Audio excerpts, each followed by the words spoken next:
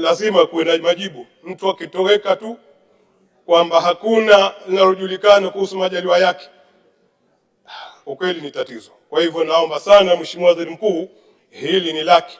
Polisi ni chombo cha muungano ambacho kinapaswa kuhakikishwa kwamba masuala haya yanafanywa kazi na wananchi wanapata majibu ya masaibu ya jamaa zao. Haiwezekani hata kidogo tuendelee kufanya mambo mengine na hatujui nani kwa kesho atakamatwa, atafichwa kesho kutwa. Watu wanaoga kufanya shughuli zao za kimaisha kwa sababu hawajui nini kitatokea, nani baada ya yule wa jana, nani baada ya kesho. Kwa kweli, Mheshimiwa Mwenyekiti, hili ni jambo ambalo linahuzunisha, na sisi kama wabunge, ili liwe ni jambo mtambuka, li cross maeneo yetu ya wakilishi. Tukisikia kuna maeneo kama mambo haya yanafanyika, kwa kweli lazima tuiambie serikali kwamba kuna jambo la kulishughulikia tena kwa dharura. Hili jambo linasikitisha sana na linatia unyonge, kwa sababu pia mtu anaenda zake kuvua hajui kama atarudi salama nyumbani au ndio anawacha watoto nyumbani.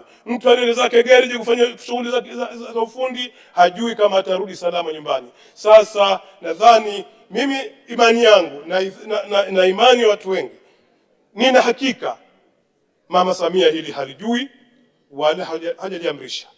Nina hakika Makamu wa Rais Dr. Nchimbi hili halijui na hajaliamrisha. Nina hakika Waziri Mkuu hili halijui na hajaliamrisha. Nina hakika Dr. Hussein halijui na hajaliamrisha.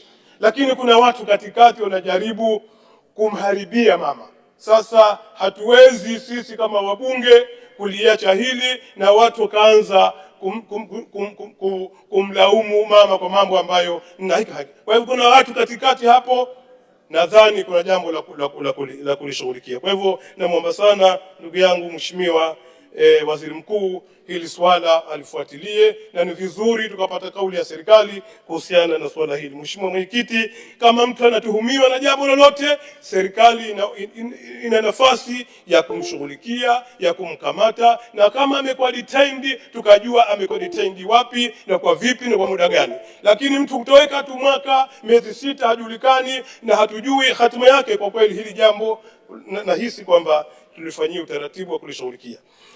Jambo jingine ambalo naomba nilizungumze Mheshimiwa